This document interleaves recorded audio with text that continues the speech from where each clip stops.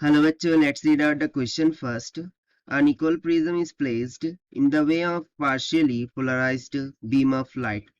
Nicol prism को partially polarized beam of light के between में place कर दिया गया है, ठीक है.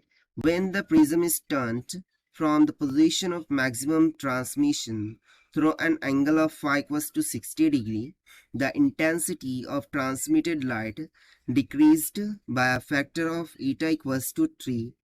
Find the degree of polarization of incident light.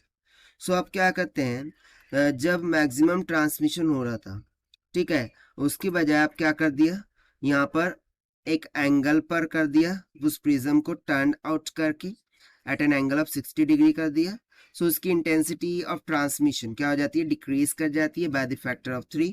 सो हम बताना है degree of polarization of incident light क्या होंगी. तो चलिए स्टार्ट करते हैं हम की कॉन्सेप्ट से which we are going to use here for this question. So degree of polarization, उसका फॉर्मूला क्या होता है, that is nothing but equals to जो भी इंटेंसिटी होंगी किसकी, पोलराइज्ड नेचर लाइट की, वो डिवाइडेड बाय अनपोलराइज्ड लाइट की इंटेंसिटी प्लस पोलराइज्ड लाइट की इंटेंसिटी के. सो यहाँ पर ये जो टर्म्स है ये हमें बेसिकली फाइंड आउट करनी होंगी to find out this degree of polarization of incident light. ठीक है, ये एक कंसेप्ट होता है. और एक सेकंड कंसेप्ट यहाँ पर होगा कि जो भी मैक्सिमम इंटेंसिटी होंगी वो ऑब्वियसली इन दोनों ही का सम होंगी, जो भी पोलराइज्ड है वो और जो अनपोलराइज्ड है वो. ठीक है, सो यहाँ पर मैं लिख देता हूँ कि जो अनपोलराइज्ड नहीं, नेचुरल कंपोनेंट, जो कि नेचुरल कंपोनेंट में होगी वो, एंड जो पोलराइज्ड नेचर में होगी वो, उन दोनों का सम के बराबर होंगी. सो देखिए बेसिकली क्या हो रहा है, इस तरीके से निकोल प्रिज्म है, ठीक है, इस पर पार्शियली पोलराइज्ड लाइट क्या कर रही है, इंसिडेंट कर रही है. This is very important point, partially polarized light.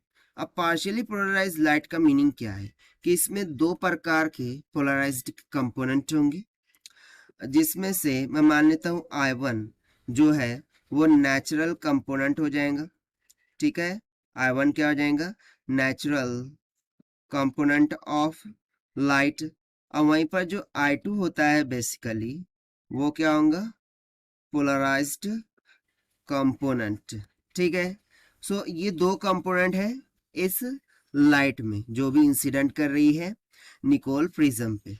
अब मैक्सिमम कंडीशन कब अच्छी होती है, सो बेसिकली जब इस निकोल प्रिज्म का एक्सिस इस तरीके से वर्टिकली होगा और रे कुछ इस तरीके से पैरेलली जा रही होंगी, राइट. सो उस टाइम पर जो भी पोलराइज कंपोनेंट है वो तो पूरा पूरा पास हो जाएगा. ठीक है, वो तो क्या होगा, पूरा पूरा पास हो जाएगा. बट जो नेचुरल कंपोनेंट है उसकी इंटेंसिटी रिड्यूस हो जाएंगी by the half.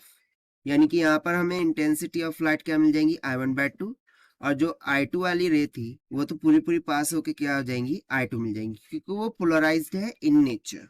This is very important. So यहाँ से मुझे I max कितना मिल जाएगा, this will be equals to I1/2 plus I2 के बराबर. अब ये तो था फर्स्ट केस के अकॉर्डिंग, बट अब हम यहाँ पर क्या कर रहे हैं, इस जो निकोल प्रिज्म है इसको थोड़ा सा रोटेट कर रहे हैं लाइक दिस. सो अब इसका जो ये कितने एंगल से रोटेट कर रहे हैं हम, 60 डिग्री से. सो अब इस टाइम पर जो नेचुरल कंपोनेंट है वो तो I/2 ही होगा, बट जो पोलराइज कंपोनेंट है उसमें चेंजेस आ जाएंगे. और वो चेंजेस क्या आ जाएंगे, सो इस टाइम पर जो इंटेंसिटी होंगी वो मैं मान लेता हूँ I, and that will be equals to, natural वाली तो एज इट इज रहेंगी, दैट इज I1/2 प्लस जो पोलराइज वाली होंगी वो हो जाएंगी I2 multiply by cos square of phi की इक्वल. ये हमें कहाँ से मिलता है, मॉलस लॉ से मिलता है, राइट.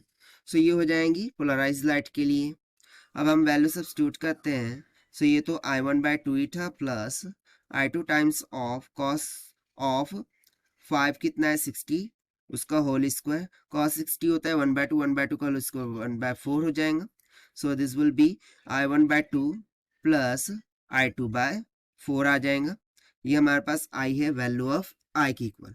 अब देखिए बाकी हम यहाँ पर बोल रहा था जैसे ही हमने उसको 60 डिग्री शिफ्ट किया, सो जो इसकी इंटेंसिटी है वो डिक्रीज हो रही थी, और वो किसके मल्टीप्लाई में आ रही थी, 3 के मल्टीप्लाई में आ रही थी। यानी कि मुझे क्या गिवन है कि जो आई मैक्स है, ठीक है, जो आई मैक्स है वो 3 टाइम्स ऑफ आई हो रहा है।